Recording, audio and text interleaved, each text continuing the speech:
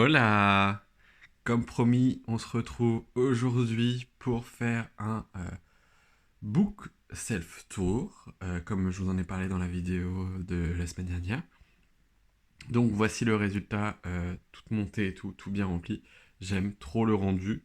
Alors il me reste encore de la place, puisque le dernier étagère est vide. Comme vous pouvez le voir, il me reste quand même pas mal de place. Mais je pense que d'ici la fin de l'année, il faudra que j'en rachète une parce qu'elle sera pleine. Hein, on est d'accord? Donc voilà, on va commencer d'abord par les petites étagères du bas. Et du coup, mon étagère avec principalement des graphiques. Du coup, j'ai le roman graphique de Rick et Morty, du tome 1 à 4. Parce que j'aimais bien, parce que je regardais une chaîne d'un couple gay qui parlait tout le temps de Rick et Morty et de la et du roman graphique. Du coup, ça m'avait tenté et je les avais eus pour mon anniversaire. Et l'année dernière, je me suis offert celui-ci. Il faudrait que je continue, mais c'est vrai que c'est difficile de trouver les tomes en français en fait d'occasion parce qu'ils existent en espagnol ou en anglais. Mais vu que j'ai les premiers en français, voilà, c'est un peu débile. Donc voilà. Là, nous avons une petite pop de Rick. C'est une petite pop porte-clés. Je ne sais pas si le focus va se faire. Allez, regarde. Regarde-moi dans les yeux. Non, eh ben ça veut pas. Ça ne veut point. Là, nous avons Mes vies de drague par Galet Tambalister. Je vous en ai déjà parlé. C'est un auteur auto-édité. J'en ai fait une vidéo spéciale dédiée à ce roman parce que c'est un coup de cœur vraiment. C'est le livre coup de cœur de ma bibliothèque. D'ailleurs, tous les livres que vous allez voir dans ma bibliothèque, ce sont des livres que j'ai aimés. Parce que sinon, je ne garde pas les livres que j'ai moyennement appréciés ou que j'ai pas aimés, qui m'ont rien procuré, parce que je ne veux pas garder. Pour moi, un livre, ça vit, ça bouge. Et justement, c'est pour ça que je veux que ça bouge, quoi. Enfin, je veux pas que ça reste dans ma bibliothèque pour rien. Nous avons les trois premiers tomes de L'Or Olympus, le tome 1, le tome 2 et le tome 3. C'est pareil, j'en ai fait un vlog. J'ai beaucoup aimé, je m'attendais pas à autant aimer la saga. Vraiment, ça a été une surprise totale, mais tant mieux. Sur l'étagère du dessus, nous retrouvons principalement des formats poche. Alors, nous avons Les âmes croisées de Pierre Bottero dans, dans cette édition-là que j'aime beaucoup. Je la trouve très jolie. Nous avons le tome 1 et 2 de Grisha. Et je suis en train de lire le tome 3. Il me reste un peu moins de 150 pages, donc j'aurai terminé la trilogie. Là, nous avons 387 jours et 546 jours. C'est de Noélie Pité, une Instagrammeuse un peu influenceuse des bacs à sable, on va dire, très humoristique et tout ça. J'en ai parlé, je crois, dans un update. Ah, je n'arrive pas à faire de focus, ça va m'embêter ça. Voilà. Et je l'aime beaucoup. Là, ce tome-là, je l'ai acheté à sa sortie quasi. Et du coup, il n'est plus édité dans ce format-là. Enfin, il est en plus petit en fait. C'est écrit moins gros et c'est plus petit. Donc on va pas se mentir. Alors je vais reposer. Un collector. C'est des livres feel good. Alors il me reste le tome 3 à acheter que je vais acheter cet été pour éviter, pour entre guillemets continuer à lire cet été parce que c'est vraiment des romans de plage à lire à la plage. C'est très humour, très décalé, très cru. Mais moi j'aime beaucoup l'instagrammeuse, donc en vrai ça m'a beaucoup plu. Juste à côté nous avons Le Chant d'Achille de Madeleine Miller qui pareil a été un coup de cœur, inattendu mais un coup de cœur. Ensuite, nous avons les trois premiers tomes de Blackwater. Je viens de terminer le dernier tome de Blackwater, enfin le troisième tome que j'ai en ma possession. Alors, j'avais bien aimé le 1, voilà, voilà, en voulant continuer la suite. Le 2, j'ai bien aimé aussi, mais le 3, pour le coup, m'a vraiment replongé dans l'univers et j'ai adoré. C'était vraiment, enfin, franchement, j'ai envie de continuer là, j'ai envie de lire la suite, mais je me laisse toujours un peu d'espace entre les tomes pour pas trop en faire d'un coup. Ensuite, à côté, nous avons ma petite bougie Yankee Candle. Si vous ne le savez pas encore, je suis extrêmement fan de bougies. J'en achèterais tous les 4 matins si j'en avais, enfin si je pouvais. À côté, nous avons du coup le tome 1 et 2 de Histoire de moines et de robots de Becky Chambers aux éditions La Talente. Une découverte du coup que j'ai faite grâce à Pénélope, Juliette et puis Lucie. J'ai beaucoup aimé. C'était des histoires assez courte. J'ai enchaîné quasi le tome 1 et le tome 2 sortait une semaine ou deux après, donc j'ai pas mal enchaîné. Donc c'était super cool. À côté, nous avons Mémoire de la forêt, le tome 1 et le tome 2. Pareil, j'ai beaucoup aimé. Je crois que j'en ai parlé dans une vidéo dédiée, ou alors j'essaierai d'en faire une vidéo dédiée vraiment de mes derniers coups de cœur. Parce que j'ai eu quand même pas mal de coups de cœur ces derniers mois. Et je me vois mal attendre la fin de l'année pour vous en parler. Je pense que je ferai là au mois de juin, milieu de l'année, une petite vidéo coup de cœur milieu d'année. Ensuite, nous montons au enfin, l'étage au-dessus. Nous avons du coup Twin Quant. Pareil, j'en ai fait un. Pardon, je perdais ma voix. J'en ai fait un reading vlog. J'ai beaucoup aimé. C'est pas un coup de cœur, mais c'est une bonne histoire. J'ai hâte de connaître la suite. À côté, nous avons Jack et la grande aventure du cochon de Noël par J.K. Rowling. C'est sympa, c'est très jeunesse. C'est la fin qui m'a fait garder le livre parce que la fin a un très beau message. Donc voilà, je l'ai gardé pour ça, uniquement pour ça. À côté, vous avez Les Aveuglés de Loïc Noté. J'en ai parlé dans le dernier vlog. Donc, si vous voulez connaître mon avis, il faut aller le voir. J'ai beaucoup aimé. C'est pas un coup de cœur, mais j'ai quand même bien apprécié mes lectures. À côté, vous avez Les Chasseurs de Pendle de Stacey Halls. Pareil, une bonne lecture que j'ai faite en octobre-novembre pour la saison. Et pareil, c'était une bonne lecture. Sans plus, c'était une bonne lecture, mais c'était pas non plus un coup de cœur. À côté, vous avez les 2 premiers tomes des Porteurs. Je suis toujours à la recherche du 3e tome d'occasion parce que je préférais le prendre d'occasion. C'est une saga que j'ai beaucoup aimée. Ça a été un coup de cœur inattendu. Franchement, je peux que vous le recommander. Si vous aimez un peu les trucs post-apo, où on parle de gens, on suit un peu des enquêtes comme ça et on essaie d'élucider un peu le truc. Le tome 1, on se concentre sur Matt. Le tome 2, c'est sur Gaël. Et le tome 3, c'est sur Lou. Et en gros, on suit un peu leur point de vue à chaque fois et on apprend plus de l'histoire principale. Et c'était vraiment très cool comme lecture, j'ai beaucoup aimé. À côté, nous avons Sorcery of Sand, par Margaret Rogerson, qui n'a pas été un coup de cœur, que je pensais beaucoup apprécier, que je pensais vraiment beaucoup aimer au vu des retours que j'ai vus. Tout le monde en a beaucoup parlé, Nina Queen en a beaucoup parlé, Thibaudou Boudou c'est pareil, on a beaucoup parlé. Elles ont adoré, je me suis dit que j'allais forcément adorer, et j'ai bien aimé, mais pour moi, si vous cherchez de la romance, pour moi, il ne faut pas aller dans ce livre. Enfin, il n'y a pas de romance à proprement parler, quoi. Faut pas vendre ça pour de la romance. Enfin, clairement pas. Parce que c'est pas un livre de romance. C'est un livre d'action, d'aventure et tout ça. Mais la romance passe vraiment, pour moi, en second plan.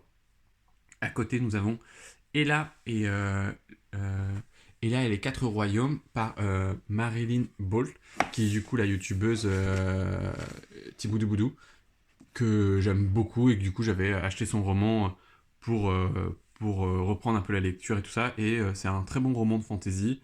On y suit une jeune fille qui va parcourir les royaumes pour les rassembler parce que il y a un souci, tout ça. Enfin voilà, l'histoire classique un peu de fantasy, mais c'était très intéressant.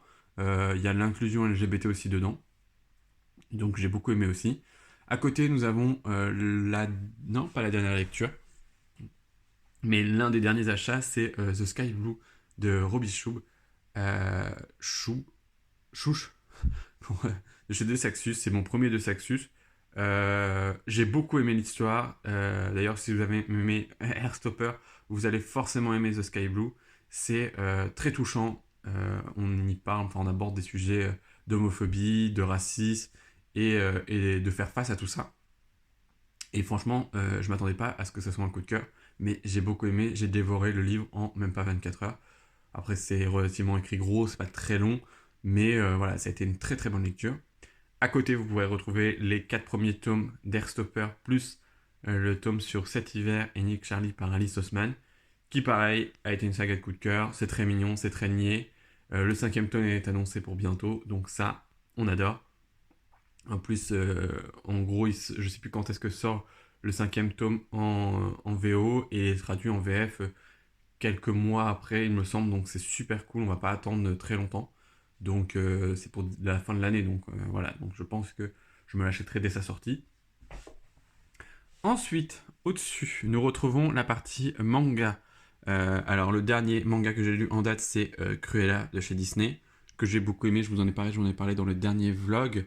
C'est une histoire de Cruella, mais en version... Enfin, c'est en complément du film. Donc je pense qu'il faut avoir vu le film ou ne pas avoir envie de voir le film pour lire le manga. Ici, vous avez Anna et le Père Noël, qui est un vieux livre qui n'est pas en très bon état et tout, mais c'est le livre que le livre que je lisais quand j'étais plus jeune à Noël. Du coup, je l'ai gardé par sentiment, on va dire. C'est le seul que j'ai gardé aussi longtemps, parce que les autres, je les ai revendus ou donnés. À côté, vous avez Dear Jen, qui est un yaoi. Je ne savais absolument pas en l'achetant, enfin en le demandant. Euh, j'ai beaucoup aimé l'histoire. On y suit du coup l'histoire d'un jeune homme qui tombe sur le journal intime de son oncle et apprend que du coup son oncle est gay, tout simplement, et qu'il a eu une histoire d'amour avec un jeune homme très mignon, très niaise. C'est un tome 1, il n'y a pas encore de tome 2 annoncé, j'espère vite, parce que bon, hormis que c'est un peu chelou que le, le neveu suive l'histoire de l'oncle et voit toutes les aventures qu'a pu avoir son oncle avec son petit ami, sachant qu'il y a aussi des scènes explicites. C'est peut-être un peu dérangeant, mais ça passe pour le moment. Ici, vous avez la saga entière de Terrarium, du tome 1 au tome 4 chez Glénat. J'ai beaucoup aimé, on y suit l'histoire d'une jeune fille accompagnée d'un robot qui traverse le monde pour retrouver sa mère et puis pour trouver des pièces pour sauver le monde, entre guillemets. Et c'est vraiment, j'ai beaucoup aimé. Enfin, voilà, ça se lit ultra rapidement. J'ai beaucoup aimé. J'ai acheté uniquement le tome 1, je crois. Non, j'ai acheté le tome 1 et 3 et 4 d'occasion et il n'y a que le tome 2 que j'ai dû me procurer en librairie parce qu'impossible de le trouver en, en seconde main. À côté, nous avons le tome 1 et 2 de Reine d'Égypte. Pareil, j'en ai parlé dans le vlog Ridaton, il me semble. Pareil, j'ai beaucoup aimé. Comme vous pouvez le voir, procuré le tome 3. L'histoire est hyper intéressante, c'est sympa. À côté, vous avez Free Ren, qui, pareil, j'attends d'avoir fini, d'avancer sur certaines autres sagas avant de reprendre le tome 2. Il m'a été offert à Noël. J'ai beaucoup aimé. On y suit l'histoire d'une jeune fille qui, du coup, après une guerre, se retrouve à vivre plusieurs petites aventures. C'est une elfe, donc elle ne vieillit pas, il me semble. Alors, il me semble que c'est une elfe, hein. Elle ne vieillit pas, et du coup, en gros, vit plusieurs aventures, et les autres grandissent et vieillissent à côté d'elle, et pas elle. Du coup, elle voit plusieurs mondes, et elle a un peu un détachement de tout ça. C'est une très bonne lecture. À côté, vous avez l'étrange de Noël de Zéro, qui est inspiré du coup de l'étrange Noël de Monsieur Jack de Tim Burton. C'est comme Cruella, en fait, c'est un complément des films. C'est vraiment un rajout au film à côté. Donc ça, j'ai beaucoup aimé, hein. J'aime beaucoup l'étrange Noël de Monsieur Jack, j'aime beaucoup le travail de Tim Burton. Donc voilà. À côté, vous avez le tome 1 de Seven Deadline Sin, qui du coup est un roman, un roman, un manga d'aventure et pour le moment, pour le moment j'aime bien. C'est vraiment le tome 1 est vraiment introductif. On y suit un garçon qui va sauver une princesse entre guillemets. Il va y avoir quelques combats. Et ici du coup, vous pouvez retrouver ma palle j'allais dire encore de romans, de mangas. Et du coup, voilà, j'ai les tomes de 3 à 5 que j'avais pris d'occasion, euh, et du coup, qui me restera à lire. Et puis le tome 3 de Reine d'Égypte. Comme ça, je serai au tome 5 si vraiment la saga me plaît, parce qu'elle est très longue, la saga. Si vraiment la saga me plaît, je continuerai de temps en temps en m'en achetant des tomes par-ci par-là d'occasion. Et puis voilà, et puis du coup, je pense bientôt attaquer le tome 3 pour pouvoir me procurer le tome 4. Ou alors attendre d'avoir le tome 4 parce que c'est pareil, celui-là je l'ai pris d'occasion, attendre d'avoir le tome 4 pour lire les deux d'un coup.